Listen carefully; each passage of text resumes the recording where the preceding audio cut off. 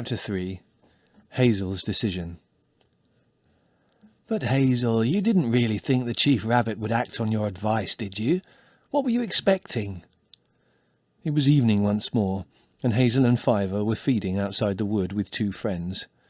Blackberry, the rabbit with tipped ears who'd been startled by Fiver the night before, had listened carefully to Hazel's description of the notice board, remarking that he had always felt sure that men left these things about to act as signs or messages of some kind, in the same way that rabbits left marks on runs and gaps. It was another neighbour, Dandelion, who had now brought the talk back to 3 and his indifference to Fiver's fear. "I don't know what I expected," said Hazel. "I'd never been near the Chief Rabbit before, but I thought, well, even if he won't listen, at least no one can say afterward that we didn't do our best to warn him." "You're sure, then, that there's really something to be afraid of?" "I'm quite certain. I've always known Fiver, you see." Blackberry was about to reply when another rabbit came noisily through the thick dog's mercury in the wood, blundered down into the brambles, and pushed his way up from the ditch. It was Bigwig. "Hello, Bigwig," said Hazel. "You're off duty?" "Off duty," said Bigwig, "and likely to remain off duty." "How do you mean?" "I've left the Owsler, that's what I mean." "Not on our account." "Well, you could say that.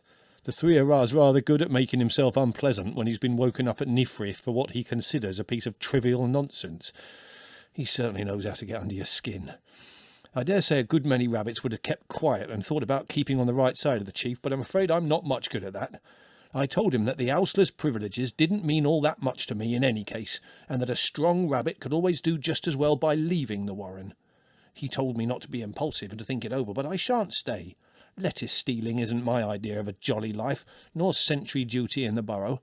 I'm in a fine temper, I can tell you." "No one will steal lettuces soon," said Fiver quietly. "Oh, that's you, is it, Fiver?" said Bigwig, noticing him for the first time. "Good. I was coming to look for you. I've been thinking about what you said to the Chief Rabbit. Tell me, is it a sort of tremendous hoax to make yourself important, or is it true?" "It is true," said Fiver. "I wish it weren't." "Then you'll be leaving the warren?" They were all startled by the bluntness with which Bigwig went to the point.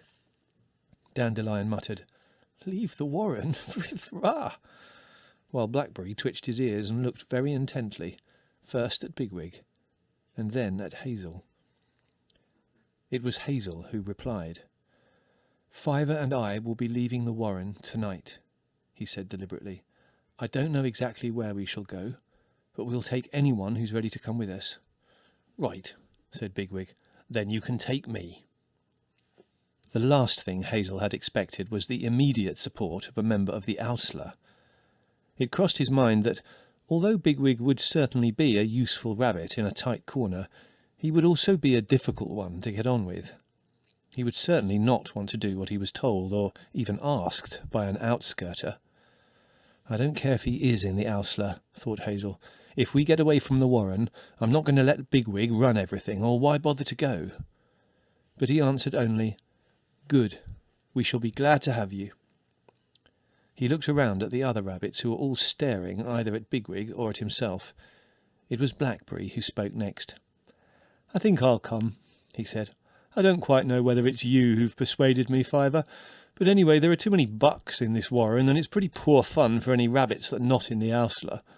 The funny thing is that you feel terrified to stay, and I feel terrified to go. Foxes here, weasels there, Fiver in the middle. Begone dull care."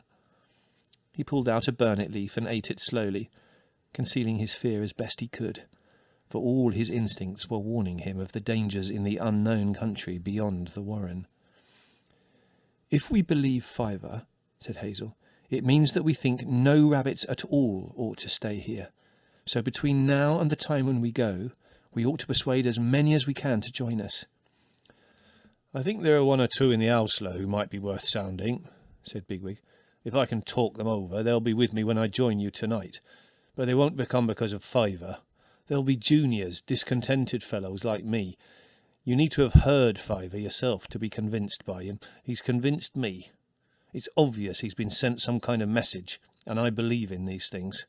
I can't think why he didn't convince the 3 Because the 3RR doesn't like anything he hasn't thought of for himself, answered Hazel. But we can't bother with him any more now. We've got to try to collect some more rabbits and meet again here, Fu Inlay.